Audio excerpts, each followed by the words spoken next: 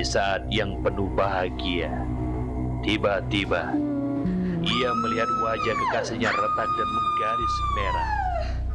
Darah meleleh, lalu menggumpal di dinding kulit kepala. Mungkinkah bayangan ini muncul dari kisah lalu yang terjadi pada diri Ki Ageng Mangir? Panembahan Senopati mencengkram dan membenturkan kepala Mangir ke sebuah batu. Darah merembes, leleh, memerah. Apalah artinya jeritan pembayun? Inilah kekuasaan dalam satu kisah dinasti Raja Tanah Jawa. Mungkin karena halusinasi, kejadian ini berulang kembali dan terus berulang, hingga ia tak mampu lagi mengendalikan diri. Setiap cintanya tumbuh secara murni, maka tragedi itu selalu menghantui.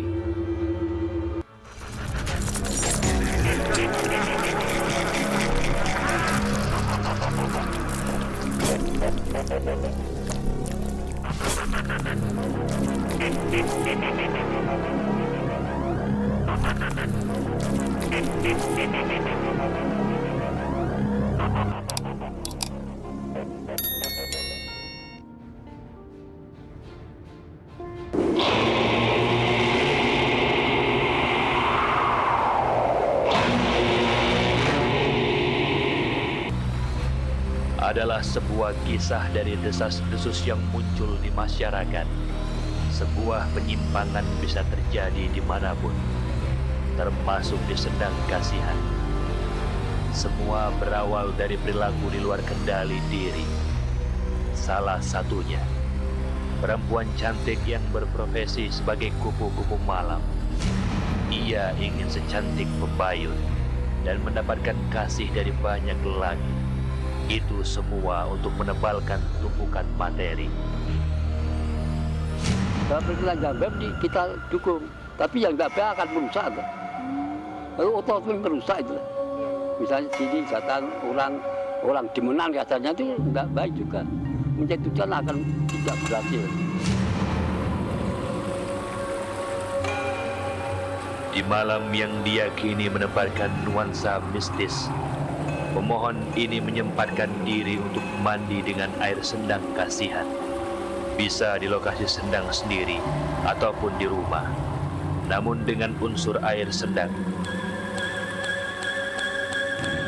Ia ingin menjemput hari dengan limpahan rezeki, bermandikan harta di tengah cahaya kota. Benda-benda dan gemerlap perhiasan telah menyilaukan matanya.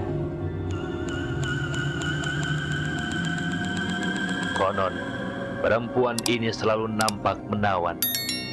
Banyak lelaki yang terpesona, hingga akhirnya lembar demi lembar uang bertebaran dan menumpuk di balik keranjangnya. Namun, adakah keabadian dalam dunia ini? Adakah harta tak mungkin surut? Demikian pula dengan kecantikan yang diperdayakan tanpa moral. Dalam kemilauan harta dan pesona, ternyata ada bayangan hitam yang muncul setiap waktu. Pada saat hatinya betul-betul tertambat kepada seorang lelaki, tiba-tiba bayangan misteri datang dengan tragis. Di saat yang penuh bahagia, tiba-tiba ia melihat wajah kekasihnya retak dan menggaris merah. Darah meleleh, lalu menggumpal di dinding kulit kepala. Mungkinkah bayangan ini muncul dari kisah lalu yang terjadi pada diri Ki Ageng Mangir? Panembahan Senopati mencengkram dan membenturkan kepala Mangir ke sebuah batu. Darah merembes, leleh, memerah. Apalah artinya jeritan pembayun? Inilah kekuasaan dalam satu kisah dinasti Raja Tanah Jawa. Mungkin karena halusinasi, kejadian ini berulang kembali dan terus berulang, hingga ia tak mampu lagi mengendalikan diri. Setiap cintanya tumbuh secara murni, maka tragedi itu selalu menghantui. setiap orang yang tujuannya akan bekerja untuk tujuan pribadi negatif di luar yang sesungguhnya itu mesti terkena hukum. Pertama hukum pribadi atau hukum karma. Di tengah perasaan yang tak bertepi, hati yang tak terkendali, juga ketakutan yang terus menghantui, maka tak lagi perempuan ini menemukan jalan keluar. Ia terus lari dan akhirnya membenturkan dirinya dengan kepastian hidup. Kematian tak mungkin bisa ditolak.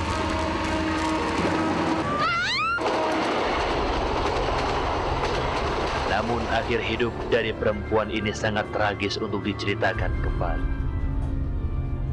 Allah mempunyai dua hukum. Hukum yang pertama adalah hukum sunatullah, yaitu hukum kausalitas.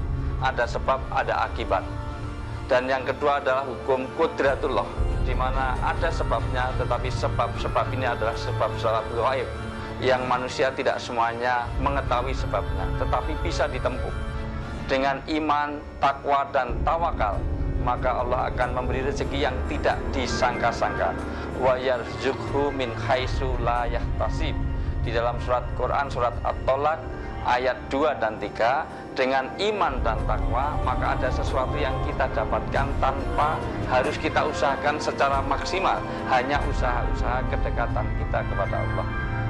Orang yang pasrah kepada Allah, maka Allah berjanji fahuwa hasbuh, Allah akan memberi, memanage dan membuat orang itu selalu berkecukupan.